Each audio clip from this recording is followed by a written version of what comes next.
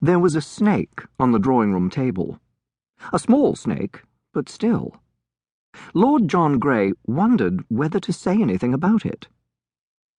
The governor picked up a cut crystal decanter that stood not 6 inches from the coiled reptile, appearing quite oblivious. Perhaps it was a pet, or perhaps the residents of Jamaica were accustomed to keep a tame snake in residence to kill rats.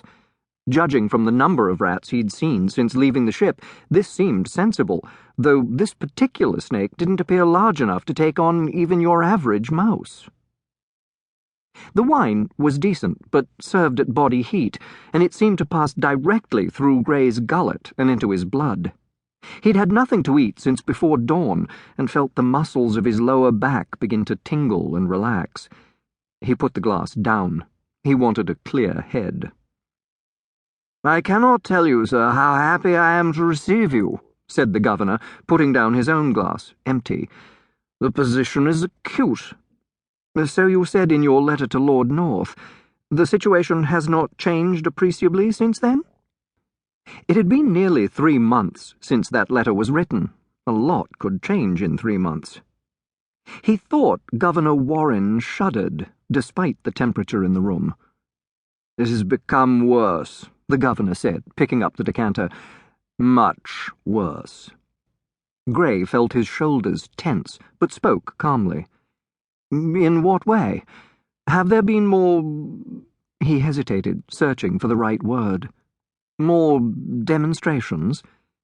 It was a mild word to describe the burning of cane fields, the looting of plantations, and the wholesale liberation of slaves. Warren gave a hollow laugh. His handsome face was beading with sweat. There was a crumpled handkerchief on the arm of his chair, and he picked it up to mop at his skin. He hadn't shaved this morning, or quite possibly yesterday. Grey could hear the faint rasp of his dark whiskers on the cloth. "Yes, more destruction. They burnt a sugar press last month, though still in the remoter parts of the island. Now, though—" He paused, licking dry lips as he poured more wine. He made a cursory motion toward Grey's glass, but Grey shook his head.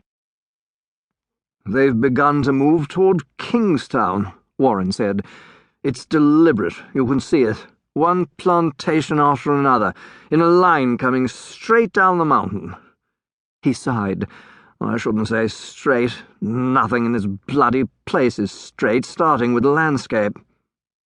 That was true enough. Grey had admired the vivid green peaks that soared up from the center of the island, a rough backdrop for the amazingly blue lagoon and the white sand shore. "People are terrified," Warren went on, seeming to get a grip on himself, though his face was once again slimy with sweat, and his hand shook on the decanter.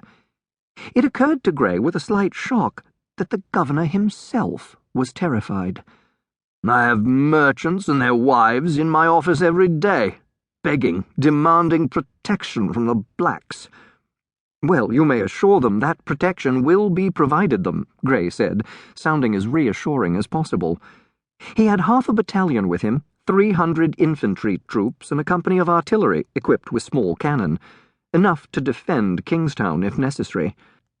But his brief from Lord North was not merely to defend and reassure the merchants and shipping of Kingstown and Spanish Town, nor even to provide protection to the larger sugar plantations.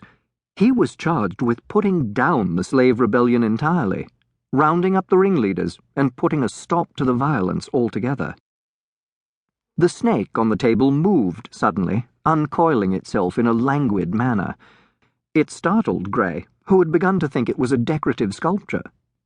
It was exquisite, only 7 or 8 inches long, and a beautiful pale yellow marked with brown, a faint iridescence in its scales, like the glow of good Rhenish wine. "It's gone farther now, though," Warren was going on.